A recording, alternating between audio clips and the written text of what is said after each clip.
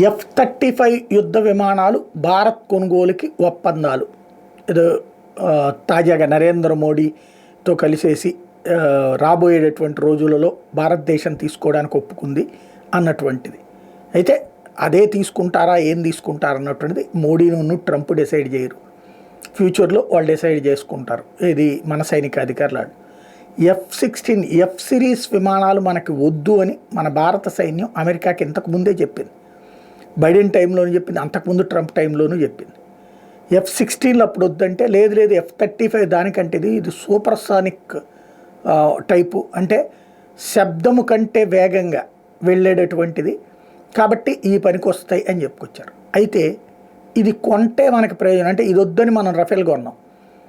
ఇప్పుడు F-35 వచ్చేటప్పటికి ఆ తర్వాత వచ్చినటువంటి మోడల్ అది రఫేల్ కంటే ఇవి గొప్పవే, కానీ మన భౌగోళిక పరిస్థితుల రీత్యా పనికొస్తాయా లేదన్నది ఒక ఎత్తు అయితే F-35 యుద్ధ విమానాలు ఇప్పటికి 3 కుప్పకూలినాయి. మొన్న కూడా మనం మాట్లాడుకున్నాం, పైలట్లు ఇద్దరు దూకేశారు, విమానం మాత్రం కూలిపోయింది అన్నటువంటి.